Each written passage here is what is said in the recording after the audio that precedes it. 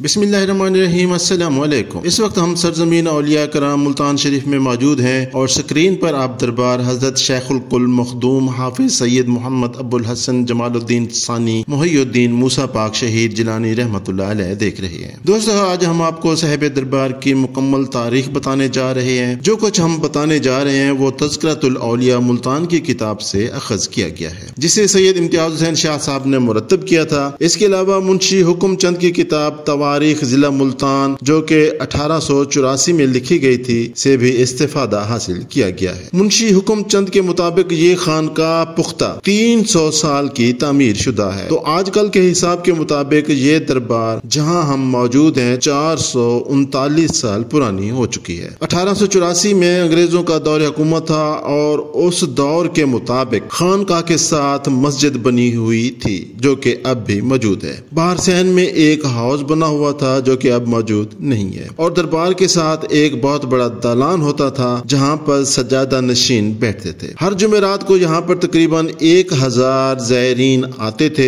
जो उस वक्त के सज्जादा नशीन को नजराने पेश करके दुआएं मांगा करते थे। अब हम आपको साहिब दरबार की तारीख, हालात जिंदगी और करामात के बारे में बताने जा रहे हैं। तज़किरतुल औलिया के मुताबिक हजरत मूसा पाक शहीद रहमतुल्लाह अलैह की विलादत बासआदत 952 हिजरी में मारूफ शहर उच्च शरीफ में हुई। आपके मूरे से आला हजरत मोहम्मद गौस गिलानी है जो कि शेख हजरत अब्दुल कादिर गिलानी रहमतुल्लाह अलैह की औलाद से थे। अबुल फजल तारीखी मादा है, सुल्तानुल मुहक्किकीन, उम्दतुल वासिलीन, कुतुबुल आलम और जमालुल इस्लाम अलकाब हैं। अबुल हसन आपकी कुनियत है। हजरत मूसा पाक शहीद रहमतुल्लाह अलैह को बचपन ही से वालिद बुजुर्गवार से इंतहाई दिली मोहब्बत थी और वालिद बुजुर्गवार भी आपसे बेहद मोहब्बत करते थे। बचपन ही से वालिद साहब की सोहबत में तमाम दुनियावी अलूम और कुरान और हदीस के अलूम पर अबूर हासिल कर लिया था। वालिद साहब ने अपनी हयात ही में अपने छोटे बेटे हजरत मूसा पाक शहीद रहमतुल्लाह अलैह को जानशीनी का मर्तबा अता कर दिया था। हजरत मूसा पाक शहीद रहमतुल्लाह अलैह अलूम बातनी में कमाल दर्जा रखते थे। आप ज़ुहद और रियाजत के पाबंद थे, रात भर मसरूफ इबादत रहते थे। कहते हैं कि इस डर से नींद ना आ जाए और इबादत में कोताही हो आंखों में नमक डाल लिया करते थे। हजरत मूसा पाक शहीद रहमतुल्लाह अलैह फरमाया करते थे कि जद्दे अमजद से पहले फैज हासिल हुआ और बाद अज़ां वालिद गिरामी से। हर वक्त वालिद साहब की खिदमत में हाजिर रहता। बचपन ही में मुझे ये शौक था कि जहां तक हो सके याद मौला अज़हमा उला है। आप फरमाते थे कि उस्ताद साहब के पास मैं काफिया तक तालीम हासिल की, लेकिन ताईद गैबी ने मुझसे वो कुतुब फहमी कराई कि किसी और को कम नसीब हुई होगी। खजीनातुल असफिया में लिखा है कि हजरत मूसा पाक शहीद रहमतुल्लाह अलैह आली मकाम, हादी, खास व आम, हिदायत और इरशाद की सिफात से मौसूफ और ज़ुहद और रियाजत में मसरूफ थे। अपने वक्त में लासानी थे और हिंदुस्तान में कोई उन जैसा नहीं था। वाले साहब ने आपको एक दिन हालत ज़ौक में खास खुरका मुबारक व सज्जादा और तस्बीह अता फरमाई और एक अंगूठी भी जो उस वक्त आप पहने हुए थे। शेख अब्दुल हक मुहद्दिस देहलवी लिखते हैं कि हिंदुस्तान में पहले पहल इल्म हदीस शरीफ हजरत मूसा पाक शहीद रहमतुल्लाह अलैह की बदौलत मशहूर हुआ था।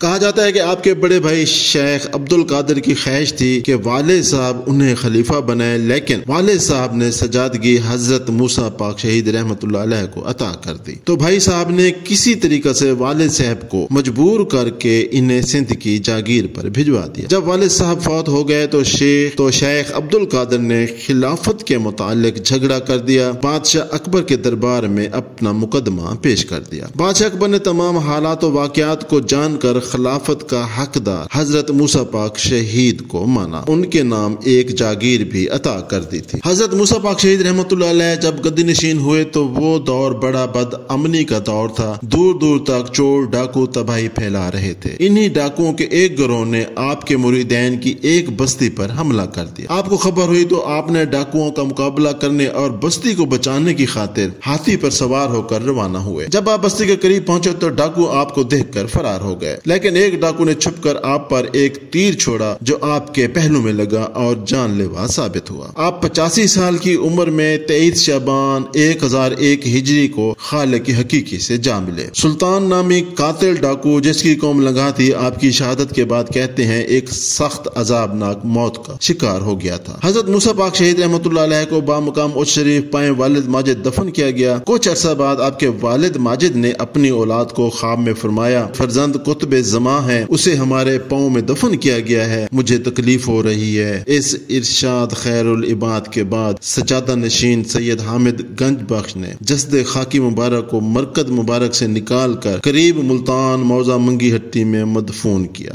اور خانقاہ بنوا دی۔ اس واقعے کے 15 سال بعد سجادہ نشین سید حامد گنج بخش جو کہ ملتان میں رہتے تھے تو اپنے والد بزرگوار حضرت موسیٰ پاک شہید رحمت اللہ علیہ کو ایک مرتبہ پھر مرکز مبارک سے نکال کر ملتان میں مدفون کرنے کا قصد کیا۔ جسد خاکی کو مرکز مبارک سے نکالا گیا تو جسد خاکی بالکل زندہ انسانوں جیسا تر و تازہ تھا۔ منگی ہٹی سے ملتان تک لانے کے لیے تابوت نہ مل سکا تو صلاح کے مطابق حضرت موسیٰ پاک شہید رحمت اللہ علیہ کا جسد مبارک ایک گھوڑے پر سوار کیا گیا اور ہاتھ میں گھوڑے کی لگام دے دی گئی۔ یوں گھوڑا آپ کو لے کر چل پڑا۔ راستے میں لوگوں نے ایسا دیکھا تو لوگ چوک در چوک آپ کے مرید بنتے گئے۔ گھوڑا جس راستے سے ملتان میں داخل ہو کر اس خانقاہ تک آیا تو اس داخلی دروازے کا نام پاک گیٹ مشہور ہو گیا۔ اسی طرح آپ کے ساتھ آنے والی خواتین جس داخلی دروازے سے ملتان میں داخل ہوئیں تو وہ داخلی دروازہ حرم گیٹ کے نام سے مشہور ہو گیا۔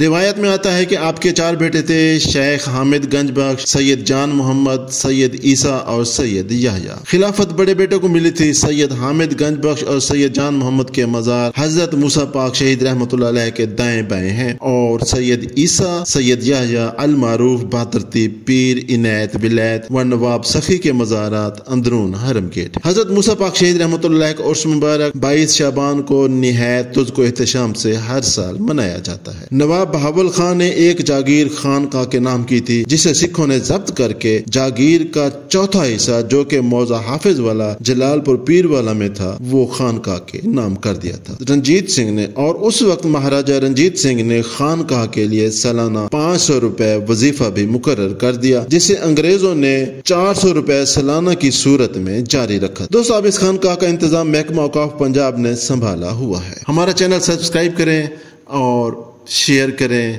اور اگلے پروگرام کا انتظار کریں۔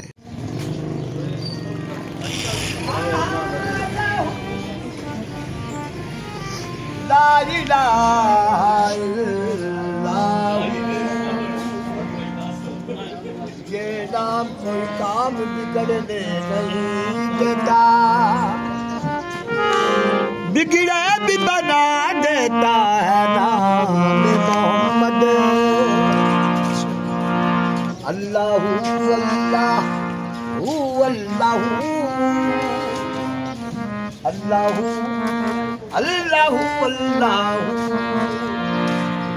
اللہ اللہ اللہ اللہ اللہ اللہ